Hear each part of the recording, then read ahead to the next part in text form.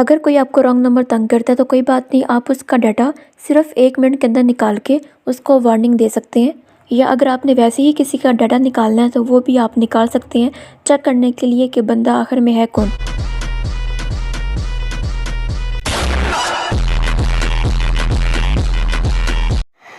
ट्रिंग ट्रिंग सलाम everyone, you are watching मनोरानी।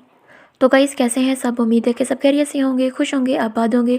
तो guys आज की वीडियो काफ़ी मज़े की होने वाली है, क्योंकि मैं बताऊंगी कि आप किसी भी नंबर से उसका डाटा किस तरह निकाल सकते हैं। अगर आपके पास नंबर नहीं है, आईडी कार्ड भी है, जुगाड़ लगा के आपने कहीं से ले लिया, तो आप उस आईडी कार्ड से भी उसका पर्सनल नंबर निकाल सकते हैं, उसका नाम और उसका एड्रेस भी।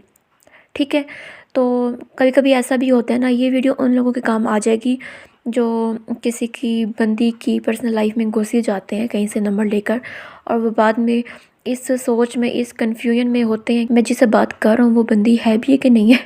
ये बड़ी अच्छी बात कही आप। अभी तुम लोग बोलोगे मानो कैसे काम बता रही है यार, होता है ये सारा, मैंने देखा है।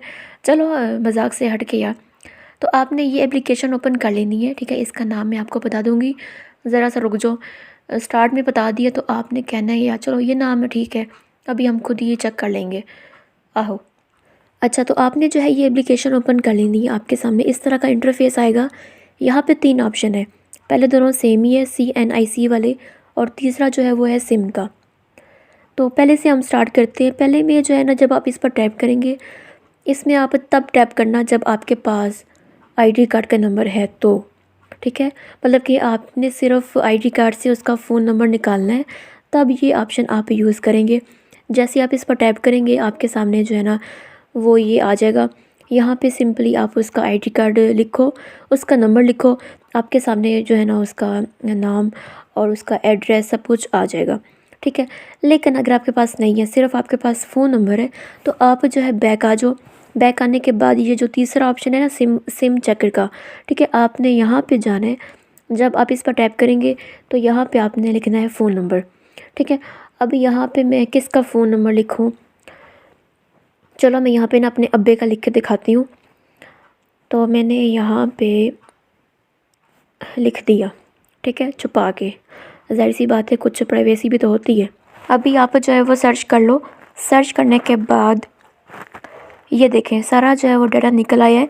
जो नंबर मैंने ऐड किया था वो वाला, और उसका नाम, उसका CNIC और एड्रेस। ठीक है, इतना कुछ एक एप्लीकेशन ने बता दिया, और क्या चाहिए। अच्छा, इस एप्लीकेशन का नाम मैं भी आपको बताती हूँ, CNIC इन्फॉर्मेशन।